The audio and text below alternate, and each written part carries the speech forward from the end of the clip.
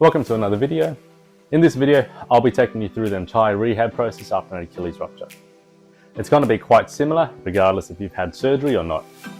I'm Matt, I'm a physiotherapist and accredited exercise physiologist. I've treated hundreds of people with tendon pain and issues, and I've also dealt with my own Achilles rupture. I've managed that non-surgically, so I'll be sharing my insight as both a patient and a physio. Before we get into all the stages of rehabilitation, it's important to discuss some common mistakes you want to avoid, because if you do it, it'll delay your healing and recovery, and actually you may not achieve a full recovery if you do make these mistakes. It can also increase your risk of re-rupture, so you definitely want to avoid these three things. First of all, you want to avoid stretching your Achilles tendon while it's still healing. So generally that's going to be about 3 months. We want the Achilles tendon to heal nice and strong and stiff. The last thing we want is for the Achilles tendon to heal long, because that's going to limit its ability to absorb force and handle large forces. Think of your Achilles tendon like a big, strong, thick spring. It's supposed to be stiff. You don't want your Achilles tendon to be like a slinky or loose and floppy. The second mistake is expecting progress too quickly. Healing and rehab after an Achilles rupture takes time.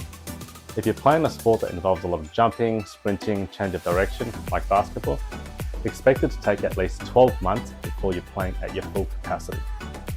Just look at Kevin Durant.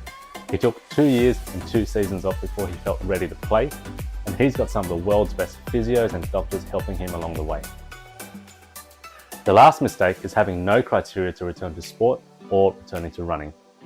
You can't just rely on time, because everyone's going to progress differently through their rehab, and everyone's going to be doing different things in their rehab. So you'll need to work with your physio and orthopedic specialist to determine what criteria you need to meet before you can return to play. Just regaining your strength isn't enough. Some examples that you can include are some sort of calf strength measure, single leg vertical jump for height, single leg horizontal hop for max distance, 15 seconds repeated single leg vertical jump, single leg triple hop for distance. You will measure each side, and it should be relatively equal both sides. You should also have a questionnaire or something to determine your psychological readiness, to ensure that there's no mental blocks or concerns when you actually start playing again. Now that we know what mistakes to avoid, let's discuss the actual rehab process. In the first 2 weeks, you're going to be non-weight bearing. This means you shouldn't be putting any pressure at all through that injured leg. This will allow the tendon to actually start healing and start reattaching. The goals in this initial phase are real simple. You want to facilitate and promote tendon healing and attachment. You want to reduce your overall pain, and you want to maintain the strength of the rest of your body and all your other joints. You want to keep aerobically fit and prevent any blood clots.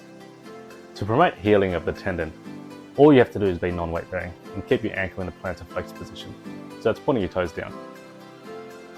You'll be in a sturdy cast or a boot to ensure that you maintain this position. If you're not in one, get in one immediately.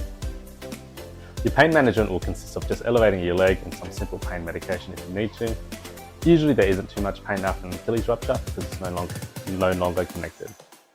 For me, I just had a dull ache around the injury site, so for a few days I took a little bit of Panadol, and after that I just continued to elevate my leg whenever I was sitting or lying down. Preventing blood clots just involves taking a prescribed medication. The last thing you want to do in this scenario is have a blood clot, because that's going to be a medical emergency and it will 100% delay your recovery. Lastly, you want to keep aerobically fit and maintain the strength of the rest of your body. To keep fit, you can use machines like an arm ergometer, a ski erg, and just have your injured leg bent and resting on a stool, so your knees resting on the stool, so your foot's not on the ground.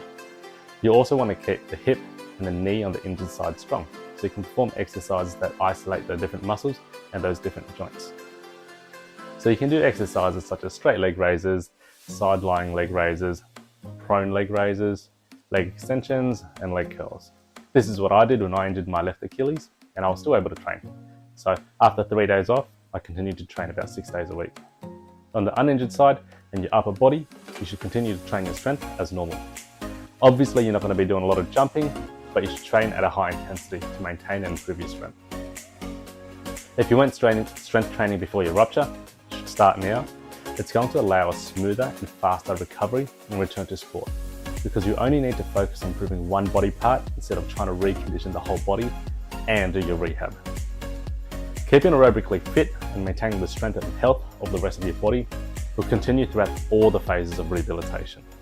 In weeks 2 to 8, the goals of the rehab are pretty much the same as weeks 0 to 2. The main difference is that you'll be starting to put some weight through that injured leg now with crutches. And you'll start to get some movement back of the ankle. The early weight bearing will ensure the Achilles tendon fibers actually heal properly and actually align properly, so they're not in some random squiggly pattern. You also start to allow some movement of the ankle, and you get some movement back as you start to bring your ankle back up to a neutral position. Every 2 weeks, you're going to start allowing a little bit more movement at a time, so ensure you follow the advice of your physio and orthopedic specialist so that the tendon actually heals properly. In this phase, some physios may not give you some specific exercises for the Achilles and the calf. However, you'll be able to take your boot off when you're sitting or lying down. That means you can actually start working your foot and your toe strength. This is important because it's actually going to help you take some of the load when you start walking and when you start running again. It's also going to help you stop developing plantar fasciitis when you get out of the boot and start walking again and putting load through that foot again. With the boot, you can also start doing some isometric calf presses into the boot to start activating the calf muscle again. When you can actually do this, you'll find it reassuring, because if you can actually push and produce force, that means your Achilles tendon is actually starting to reattach. I know it was a big moment for me, and I had a massive sense of relief when I realized I could actually use my calf again, and I could actually move that calf and Achilles again. If your physio allows, you can also start doing some seated calf raises or some TheraBand calf presses in a reduced range of motion. In weeks 8 to 12, the main goal of your Achilles rehab is learning how to walk again with the correct walking pattern and strengthening your calf muscles and Achilles tendon. At this stage, you're going to be out of the boot and you're going to be so happy to get rid of it and just throw it away. When you're walking, you want to ensure that you maintain a heel-toe walking pattern. You want to think about landing on your heel and then making sure you're pushing off with that big toe. It's going to be a weird feeling learning how to walk again, but the more practice you do, the faster you're going to get it back. In terms of calf and Achilles strength, you're going to start by doing double leg calf raises, and eventually you'll progress to single leg calf raises if you can. You should do these both in standing and in a sitting position to work both of the main calf muscles. It's also a good idea to continue isometrics in this phase, because as we know from the research evidence, isometrics promote tendon stiffness. And stiffness in this case is a great thing. Your calf and Achilles strengthening is going to continue throughout your entire rehabilitation and even when you actually get back to playing sport.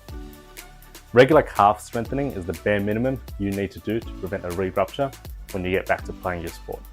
At 3 to 6 months, you should be progressing your strength to be able to perform single leg heel raises consistently. Once again, it's going to continue for the rest of your life. When you're able to do about 10 to 15 heel raises, you're going to start doing some plyometric work, and you'll also start a return to run program. This is the final phase of your rehab before you actually start playing your sport again. For plyometrics, there's a whole bunch of exercises that you can do. However, it's all going to depend on your sport and your overall creativity. However, your plyometric program should follow somewhat similar structure and progression. So for example, submaximal hops and jumps on 2 legs, then go on to maximal hops and jumps on 2 legs, submaximal hops and jumps on 1 leg, maximal hops and jumps on 1 leg, maximal hops and jumps on 1 leg, and then you add in some change of direction, and then you can start jumping off and rebounding off a box or off a step. Lastly, at this stage, you can start doing some gentle stretches to get back that dorsiflexion range of motion as you continue to improve your strength. At 6 to 12 months, you'll continue to improve your strength and continue progressing through your plyometric program. And then eventually you're going to start returning to sport and gradually return to play. However, everyone's going to have a different return to sport criteria, and it should be different for each sport. However, they should all have some similar features, which should include some measures for single leg calf strength and power and explosiveness, single leg reactivity and rate of force development, agility, change of direction, your cardiovascular fitness, and your psychological readiness to actually play. You'll come up with your own criteria based on your own goals with your orthopedic specialist and physiotherapist. However, it should include at least one measure of all of the domains that I just listed. Once you've gained enough strength and speed, you can slowly and gradually start returning to sport. The key point is slow and gradual to prevent a re-rupture and from preventing any other injuries from happening. So there you have it. That's the complete breakdown of how to rehab your Achilles after an Achilles rupture. If you have any questions, you can leave a comment below and I'll try to get back to you. Alternatively, you can also follow me and send me a DM on Instagram and I'll guarantee to reply to you there. If you found this video helpful and would like to work with me directly for your own tendon pain, you can book a free consultation using the link in the description below.